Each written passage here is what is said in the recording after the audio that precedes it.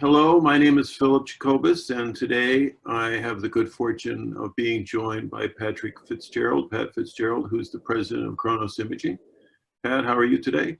I'm doing well. How are you, Phil? I can't complain about anything. Tell me, how's the coronavirus affecting you? Well, it's obviously on multiple levels. So, thank goodness my family is all okay. Everybody is safe and well. I know one person who's had it run through their family. But they are also now beginning to be on the other side of it. Started with my friend and his son, and then progressively worked its way through the rest of the family and the household. Okay. I see that are you in the office there? It looks like you're in your office. I am, yeah, yeah. Is your office open? The business is operational? We're actually going great guns. We first started seeing our business pick up in response to the coronavirus in probably late January, mid to late January. And we've seen nothing but increasing demand for replacement CT tubes since. It started with demand coming out of China.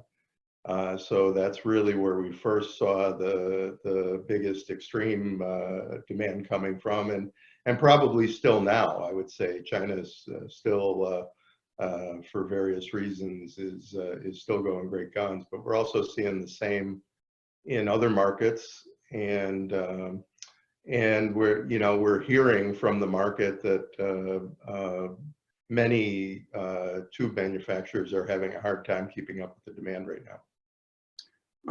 What do you think are the long-term impacts on both healthcare and the economy?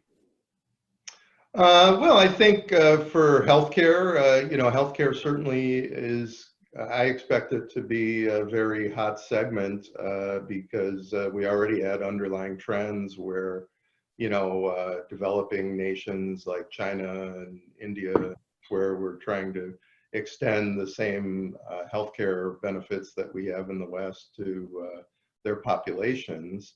And I expect what we're going to see now, part of why some manufacturers are seeing extreme demand for tubes is because they're seeing more demand for systems too. And that's just putting a tax on the general system. But I think in the short run, you're going to see healthcare being as always, it's a segment that's not really that subject to recession. I think in regards to the general economy, it's maybe too early to see, but I have the feeling that because so much of the world has shut down at once, that once we're able to get past this, you're going to see some kind of a almost immediate bounce back. You're going to see people who've merely been furloughed, or where businesses have had to temporarily shutter. You're going to see people go back to work, and that's going to pour back into the economy. So, what about how will healthcare delivery change, do you think, in the future?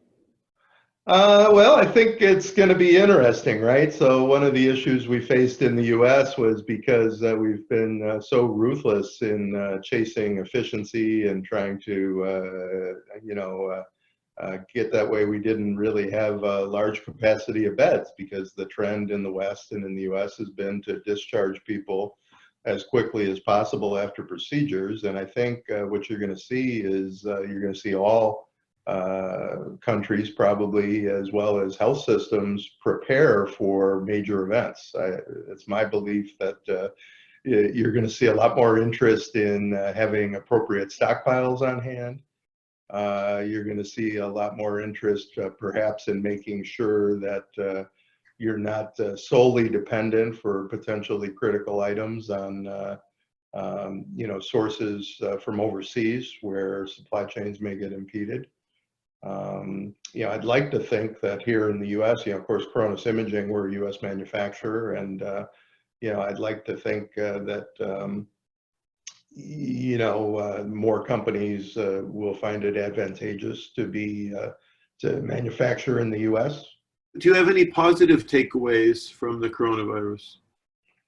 Always, Phil. I think I look at things right now, and I'm quite proud of our team. Our team, we've been operating here. Of course, we're operating, with probably about 50% of our staff is on site and 50% is off site. But because we're an essential good, we're maybe not quite up there with ventilators or masks.